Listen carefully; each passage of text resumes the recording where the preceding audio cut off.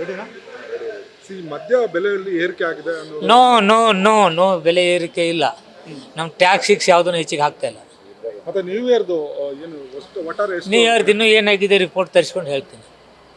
Sir, ಈಗ ರಾಮ ಮಂದಿರ ಉದ್ಘಾಟನೆಗೆ ಮುಖ್ಯಮಂತ್ರಿಗಳು ಕೂಡ ಆಹ್ವಾನ ಕೊಟ್ಟಿಲ್ಲ, ಜೊತೆಗೆ ಕಾಂಗ್ರೆಸ್ ನಾಯಕರು ಕೂಡ ಕೆಲವರು ಈ ಧರ್ಮವನ್ನು ನಮ್ಮನೆ ಆಸ್ತಿ ಥರ ಮಾತಾಡ್ತಾರೆ. ಅದಾಗಬಾರ್ದು. ಧರ್ಮ ಎಲ್ಲರೂ ಧರ್ಮ ಆಗ್ಬೋದು, ದೇವರು ಎಲ್ಲರೂ ದೇವರು ಆಗ್ಬೋದು.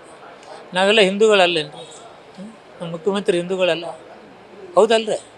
ಹೌದಾ? ಮತ್ತೆ ಯಾಕೆ ಕರೆಯೋದಿಲ್ಲ? ಏನು ಅವ್ರು ಒಬ್ರದ್ದು ಆಸ್ತಿನ ಇದು? ಧರ್ಮ ರಾಜಕೀಯದಿಂದ ದೂರ ಇರಬೇಕು. ಧರ್ಮ ರಾಜಕೀಯ ಆಗಬಾರ್ದು.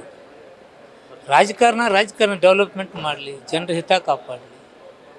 ಧರ್ಮದಲ್ಲಿ ರಾಜಕೀಯ ಬೆರೆತರೆ ಕಷ್ಟ.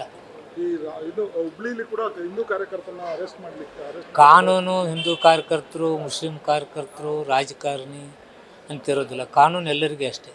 ಯಾರು ತಪ್ಪು ಮಾಡ್ತಾರೆ ಅವ್ರನ್ನ ಹಾಕ್ತಾರೆ, ತಪ್ಪು ಮಾಡಲಾರ್ದವ್ರು ಯಾರಿಗೂ ಹಾಕ್ತಾರೆ. ಕೇಳಿ ಏನಾರು ಇದ್ರೆ ಆಯಿತಾ? Thank you. ನ್ಯೂಸ್ ಫಸ್ಟ್, ನಿರ್ಭೀತಿಯಿಂದ ನಿಮ್ಮ ಪರವಾಗಿ.